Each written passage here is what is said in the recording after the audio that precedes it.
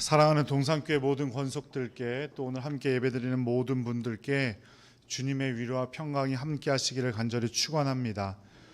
오순절 성령 강림 사건으로 교회가 탄생하고 또 사울이 택함을 받고 또 오늘 본문인 고넬료의 가정에 복음이 임하는 과정은 하나님의 그 복음이 점차 확장되어 가는 모습을 한편의 드라마와 같이 또 한편의 그림과 같이 보여주는 일부입니다. 그 가운데 오늘 말씀은 우리가 꼭 기억해야 할 것 한 가지와 꼭 버려야 할 것 한 가지, 그리스도인으로서 꼭 우리가 지켜야 할 것 한 가지, 버려야 할 것 한 가지를 함께 나누고 여러분과 함께 은혜 받고 또 삶의 결단을 하는 귀한 시간 되기를 간절히 축원합니다. 우리 옆에 분들과 함께 인사 나누겠습니다. 말씀에 큰 은혜 받으시기 바랍니다. 이렇게 인사하겠습니다. 말씀에 큰 은혜 받으시기 바랍니다. 오늘 말씀의 시작은 바로 고넬료라는 사람에 대해서 소개를 하면서 시작하고 있는데요. 우리 1절 말씀 함께 읽어보도록 하겠습니다.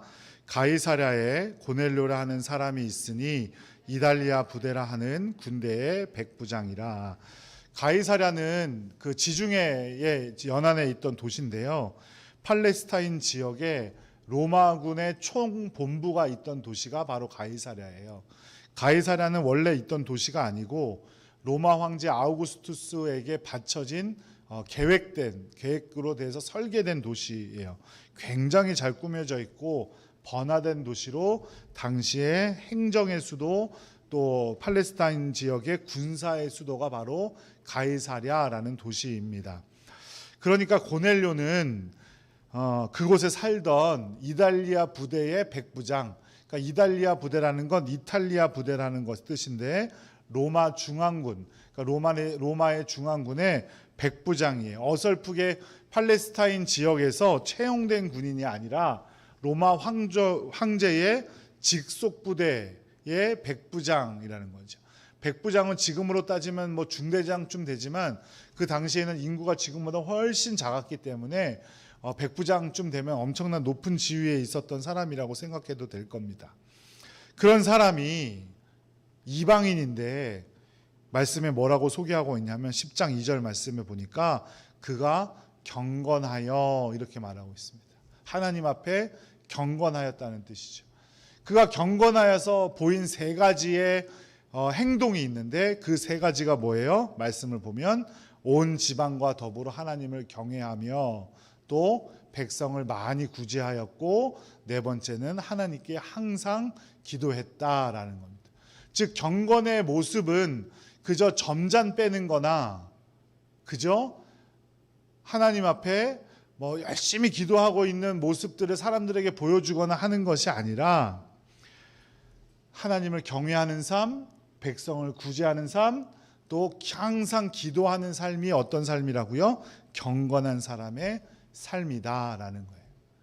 그러면 경외하는 건 뭘까요? 경외한다, 하나님을 경외한다.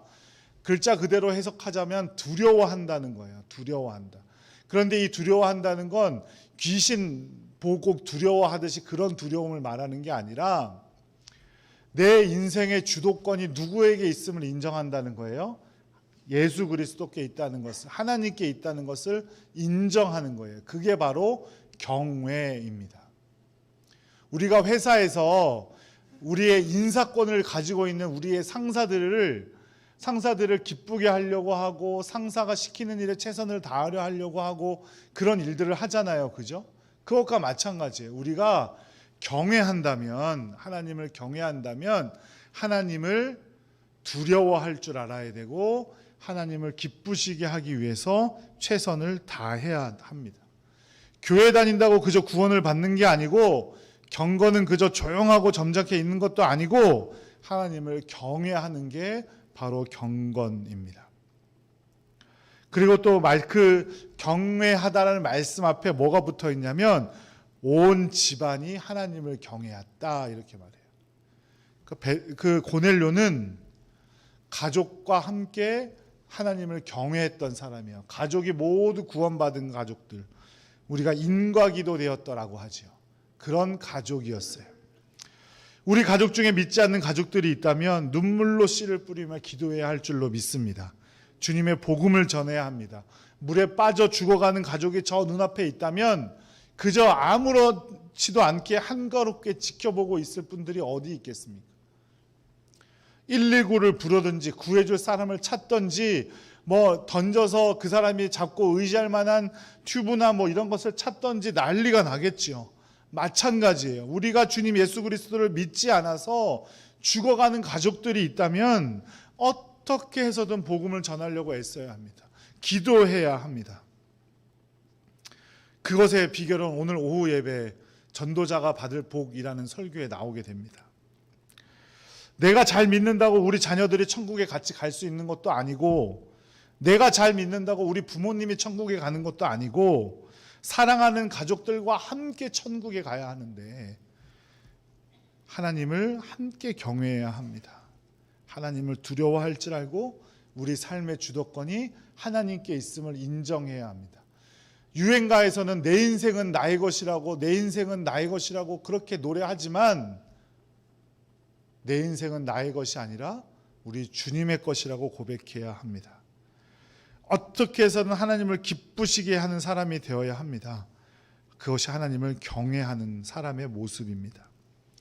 그런데 하나님께서 우리를 지으실 때 분명한 목적이 있다 그러셨어요.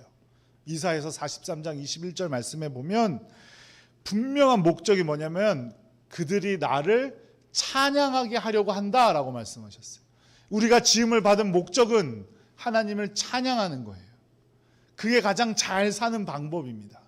근데 찬양이란 단어는 예배와 같은 단어예요.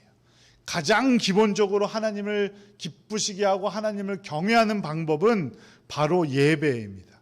내 생각이나 관념이 아니에요. 우리의 삶을 다해 하나님을 예배해야 하고, 예배에 참석해서 하나님의 인재를 경험해야 하고, 그 능력으로 하루하루를 살아가는 것이 바로 하나님을 경외하는 겁니다. 신명기 4장 10절 말씀에 이렇게 말합니다. 함께 읽어보죠. 내가 그들에게 내 말을 들려주어 그들이 세상에 사는 날 동안 나를 경외함을 배우게 하며 그 자녀에게 가르치게 하리라. 하나님의 말씀을 들을 때 경외하는 마음이 생기는데, 하나님의 말씀을 들을 수 있는 자리가 어디입니까? 바로 예배의 자리입니다. 지금이야 너무나 많은 TV 프로그램, TV 채널도 있고 또 유튜브 방송 보면 얼마든지 쏟아져 나온 설교들이 있지만, 당시만 해도 생각을 해보세요. 예배의 자리에 나오지 않고서는 하나님의 말씀을 들을 수가 없었습니다.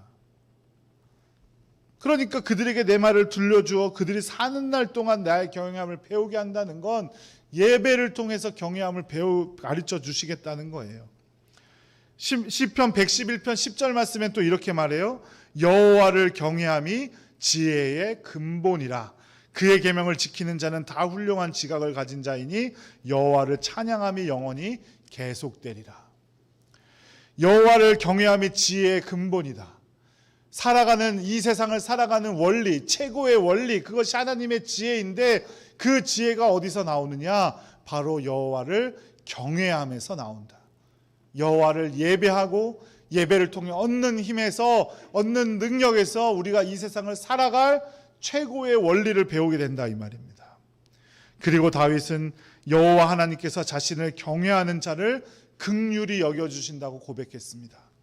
하나님을 경외하는 자에게 주님의 영원한 보살핌이 있음을 믿으시기 바랍니다. 경건은 또 백성을 많이 구제하는 것이라고 했습니다. 22절 말씀에 보면 백부장 고넬료를 그 부하와 종들이 소개를 하는데 하나님을 경외하는 사람이고 유대 온 족속이 칭찬하는 사람이다라고 소개를 합니다.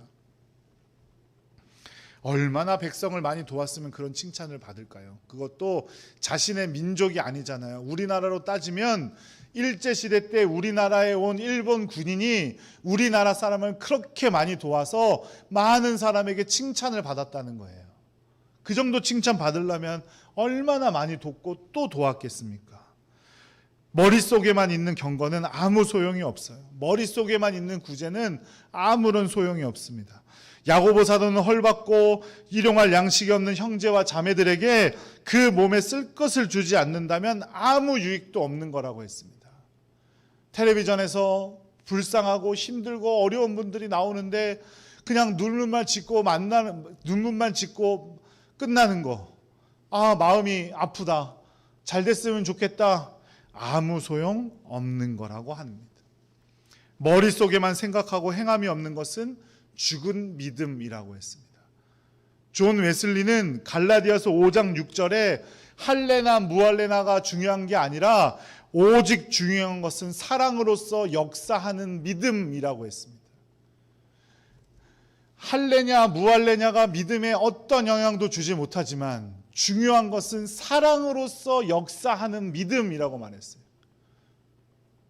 사랑으로서 돕는 것, 내 몸과 같이 우리 이웃을 살피는 것, 그것이 진짜 믿음이다라는 말입니다. 우리의 믿음은 어떻습니까? 그저 머리로만 생각하고 있는 믿음이라면, 머리로만 생각하고 있는 구제라면 그것은 참된 경건이 아닙니다. 경건한 사람은 몸으로 실천하고 생활로서 살아가는 사람들입니다. 꼭 기억하시기 바랍니다. 그저 머리로만 생각하는 것은 아무런 소용이 없습니다. 마지막으로 고넬료는 경건하여 항상 하나님께 기도하던 사람이었습니다. 경건한 사람은 기도하는 사람입니다.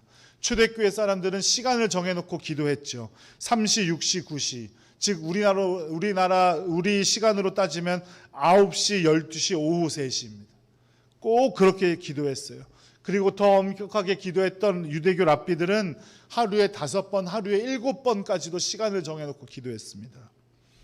베드로와 요한이 성전 미문에 앉아 구걸하고 있던 걷지 못하던 사람을 만난 것도 정해진 시간에 기도하러 갈 때였습니다. 그 기도하던 시간에 기적이 일어났어요. 은과 금은 내게 없거니와 내게 있는 것을 내게 주노니 나사렛 예수 그리스도의 이름으로 명하노니 일어나 걸으라 했을 때 곧장 그 사람의 발과 발목에 힘을 얻었다고 그랬습니다. 뛰고 서서 걸었다고 했습니다. 그렇게 하나님을 찬양했다고 했습니다. 그것이 하나님의 능력인 줄로 믿습니다.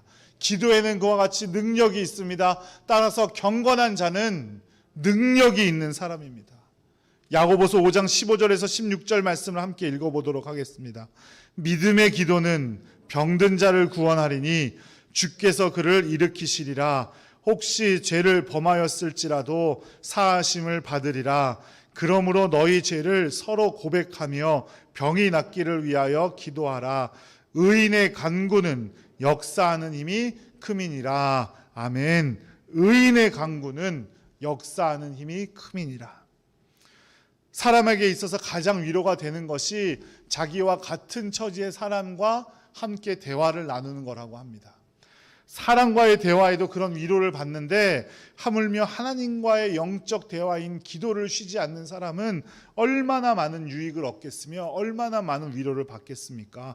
기도하는 자리를 찾는 여러분들 되시기를 간절히 기도드립니다. 시간과 장소를 구별하여 기도하시고 때를 얻든지 못 얻든지 기도하는 여러분들이 되시기를 간절히 기도드립니다.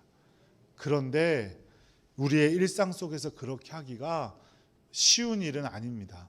3시, 6시, 9시 길게도 말고 딱 일주일만 한번 해보세요. 3시, 6시, 9시, 9시, 12시, 3시에 내가 꼭 기억하고 5분씩만 기도하자라고 생각을 하고 한번 실천해 보세요. 그게 어디 그렇게 쉬운 일인가.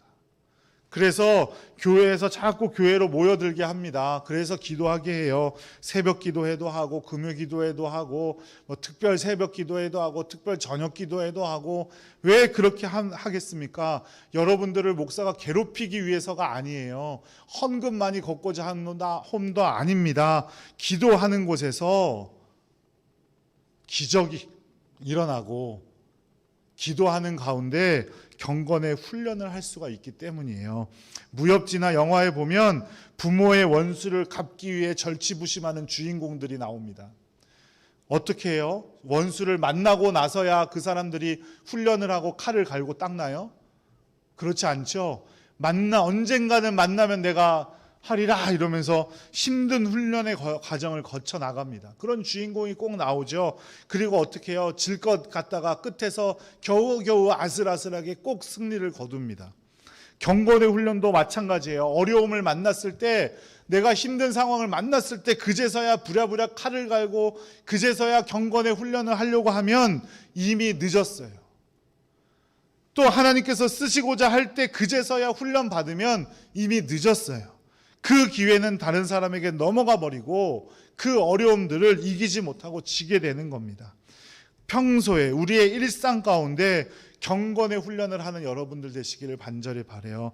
어떻게 해서든 예배의 자리에 있기를 훈련하고, 어떻게 해서든 기도하려고 노력하고, 어떻게 해서든 백성을 도우려고 애쓰고, 그 훈련들 가운데 넘치는 주님의 복이 있을 줄로 믿습니다.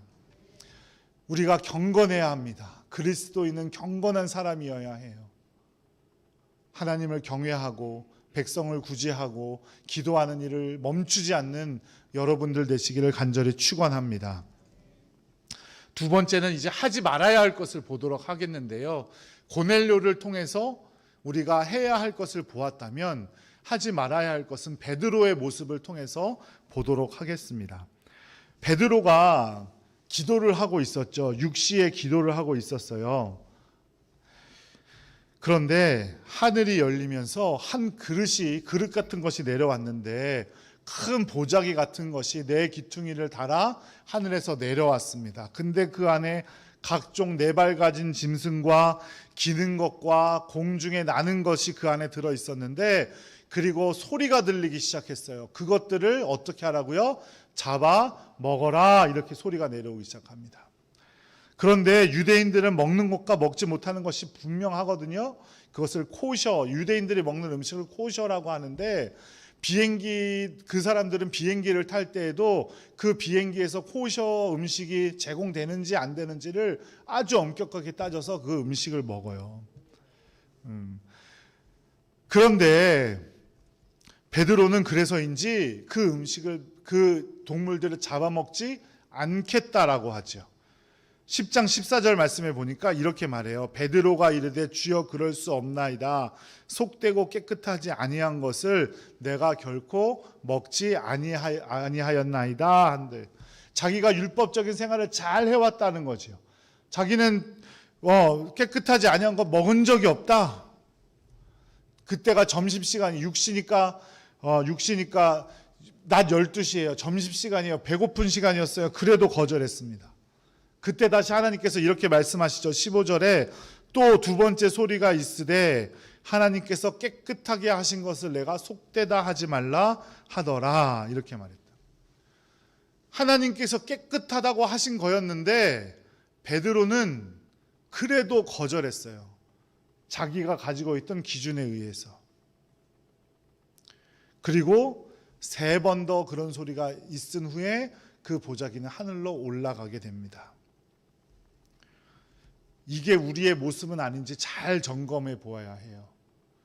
하나님도 괜찮다고 한 것을 우리 스스로 편견에 빠져 이겨먹으려고 하나님께도 달려들고 있지는 않은지. 절대로 변하지 않고 진리이신 분은 우리 주님뿐입니다. 우리의 삶의 주도권은 내가 가지고 있는 게 아니라 누가 가지고 있는 거라고요? 하나님께서 가지고 있는 거예요. 그런데 하나님께서 된다고 하는데 내가 내 마음대로 안 된다고 할 게 무엇이 있겠습니까? 우리가 버려야 할 것이 바로 이런 편견들입니다. 그리스도인들은 믿음 생활에서 편견을 버려야 합니다. 사람들이 생각하지도 못할 일들을 하나님께서 하시는데 그것들을 내가 가진 아주 좁은 편견으로 된다 안 된다를 말해서는 안 된다는 거예요. 예레미야 33장 3절에 이렇게 말해요. 너는 내게 부르짖으라 내가 내게 응답하겠고 내가 알지 못하는 크고 은밀한 일을 내게 보이리라. 큰 코끼리가 있는데 다리만 잡고 말하고 꼬리만 잡고 말하고 귀만 잡고 말하고 코만 잡고 말하는 게 우리의 모습은 아닌지 잘 점검해 보셔야 한다는 거예요. 하나님의 방식은 우리가 알 수도 없을 만큼 크고 우리가 깨달을 수 없을 만큼 비밀스러운 거예요. 그런데 우리가 무엇이라고 뭔데 맞다 틀리다 이것이 맞니 저것이 맞니 그러고 있단 말입니까? 그래서는 절대로 안 됩니다. 편견이 사라져야 합니다.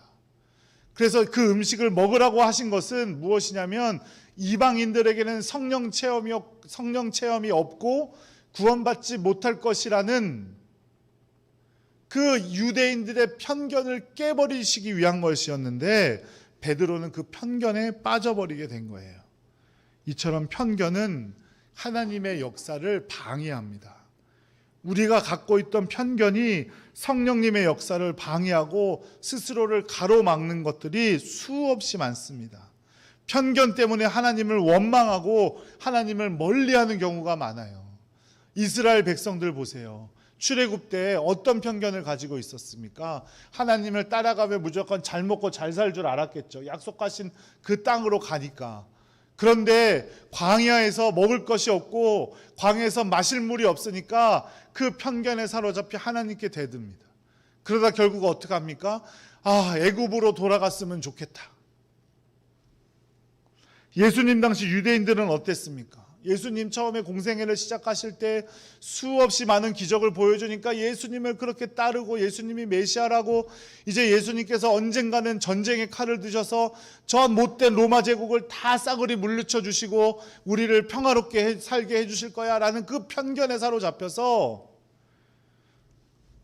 예수님께서 고난 가운데 십자가에 달려 죽을 것이라고 말씀을 하시자 자기들이 오히려 예수님을 죽이는 사람들이 됐습니다. 편견은 이처럼 신앙생활의 무서운 적입니다. 편견을 신앙으로 위장하면 아주 골치가 아파요. 다른 사람들에게 자신의 신앙적인 형식을 강요하고 자신과 다른 생각을 말한 사람들은 전부 다 틀렸다고 하고 끊임없이 옆에 사람들을 괴롭히고 하나님을 향한 신앙도 막아버립니다. 그것은 하나님의 방식이 아니라 사탄 마귀의 방식입니다. 편견을 가지고 있다는 건 어떤 열등감을 가지고 있다는 반증이기도 합니다. 자신이 부족한 것이 많으니까 그것을 들키지 않기 위해서 자기가 조금이라도 잘하는 것이 있으면 그것만 강요하는 거지요. 내가 가지고 있는 편견이 사람에 대한 관계도 망쳐놓게 된다는 사실을 꼭 기억하시기 바라요. 교회에서 기도할 때 소리내어 기도하는 거나 또 소리내지 않고 기도하는 거나 무슨 차이가 있습니까? 하나님께서 다 받으시는 건데. 그런데 꼭 소리내어 기도해야 된다고 소리내서 기도하지 않는 사람은 저 사람 믿음이 틀렸니 어쩌니 이런 말씀 하지 않으셔야 됩니다. 그거 편견이에요. 믿음의 생활에서 버려야 되는 겁니다. 많은 사람들이 일반적으로 나는 죽어도 나는 틀리지 않는다. 나는 사람들이 보기에 버릇이 없을진 모르지만 나는 절대로 틀린 말은 하지 않는다. 이런 편견을 가지고 살아요. 그런데 알고 보면 그 말들이 다 틀린 말들이 많죠. 성경에서는 겸손하라고 했습니다. 교만하지 말라고 했어요. 겸손은 뭐예요? 성경이 말하는 겸손은 상대방이 나보다 무조건 낫다라는 거예요. 가지고 있는 생각도 나보다 낫고 생김새도 나보다 낫고 모든 것이 나보다 낫다고 생각하는 게 겸손이라고 했어요. 그런데 편견 때문에 나만 옳다고 다른 사람들을 다 틀렸다고 생각하니 관계가 망가지고 하나님의 신앙의 공동체도 망가지게 될 수 있다는 사실을 우리는 꼭 기억해야 합니다. 오른쪽 궁둥이나 우측 엉덩이나 똑같은 말이에요. 틀린 말이 아니잖아요. 그런데 꼭 오른쪽 궁둥이가 맞다고 우측 엉덩이는 틀린 말이라고 하시는 분들이 있어요. 그거 편견이에요. 무엇보다 자신의 의견만 내세우는 편견만을 내세우는 사람들, 편견만 자신이 가지고 있는 생각만 강요하는 사람들은 성령 체험이 없기 때문이에요. 성령님을 통해 내 자신을 아직도 내려놓지 못했기 때문에 내가 가진 것들을 자랑하고 내가 가진 것들만 맞다고 주장하는 거예요. 특히 세상에 정해놓은 편견들에 그리스도인들이 절대로 영향을 받아서는 안 됩니다. 교회 생활 안에서 지역, 학벌, 출신, 물질의 많고 적음 이런 것들로 사람들을 편견을 가지고 바라보면 안 돼요. 역사하시는 하나님의 도우심이 우리를 모두를 위해 있다는 사실을 꼭 기억하시기 바랍니다. 그런 편견들로 하나님의 사역의 골칫거리가 되어서는 안 되겠지요. 그죠? 하나님의 사역을 돕는 자는 못 될지언정 하나님의 사역의 골칫거리가 되어서야 되겠습니까? 사랑하는 여러분, 주님께 쓰임받고 주님의 복을 누리기 위해서 경건의 훈련을 통해서 경건의 모습을 갖추어야 합니다. 경건의 훈련을 하는 여러분들이 되시기를 간절히 바라요. 그리고 우리가 가진 편견을 벗어 던져야 합니다. 하나님의 방법은 우리가 다 경험할 수 없습니다. 절대로 경험할 수 없어요. 그런데 우리가 본 것, 그 조그만 것 하나 가지고 다른 상대방에게 상처를 주고 다른 상대방을 무시하고 정죄하는 것, 그거 그리스도인으로서 벗어버려야 할 아주 나쁜 것입니다. 진정한 기도, 또 예배, 구제로 하나님께 영광을 돌리고 편견을 벗어던져 하나님의 사역에 귀하게 쓰임받는 복된 성도님들 되시기를 간절히 축원합니다. 그리고 제가 잠깐 말씀드릴 것은 이게 다음 주 설교의 요약인데요. 다음 주에 혹시 설날 때문에 많이들 못 오실까 봐 말씀에 중요하고 안 중요한 건 없지만 다음 주 말씀이 또 너무너무 중요한 말씀이거든요. 그래서 못 들으실까 봐 짧게만 다음 주 설교를 요약을 하자면, 이 모든 성령의 답을 말해버렸네. 이 모든 역사, 이 모든 구원의 복음이 확장되는 이 역사의 주인공은 누구입니까? 고넬료예요? 베드로예요? 누구입니까? 성령님이에요? 그렇죠, 성령님이에요. 성령님이 그 주인공이시지 고넬료와 베드로가 주인공이 아니라는 거예요. 그러니까 우리 인생의 주인공은 누구예요? 성령님이고 삼위일체 하나님이 되셔야 되는 거예요. 내가 아니에요. 자꾸 내가 주인공이 되려고 하니까 서운한 게 생기고 섭섭한 게 생기고 불평이 생기는 거예요. 그것이 바로 다음 주 말씀인 사도행전 10장 23절 하반절에서 48절의 이야기예요. 다음 주 본문은 미리 말씀드렸어요. 한번 잘 읽어보시고 다음 주에도 큰 은혜 받기를 간절히 바랍니다. 기도하겠습니다. 하나님, 우리가 경건의 훈련을 즐기는 사람들이 되기를 원합니다. 경건의 훈련을 할 수 있는 사람들 되게 하시고 또 편견을 벗어버릴 수 있도록 주님 도와주시옵소서. 우리가 편견 속에서 다른 사람들을 정죄하고 다른 사람들을 판단함으로써 하나님의 귀한 공동체를 상처 주고 있지는 않은지 두려운 마음으로 돌아봅니다.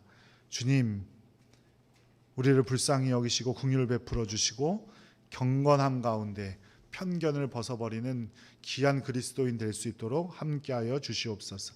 예수님의 이름으로 감사하며 기도드렸습니다. 아멘.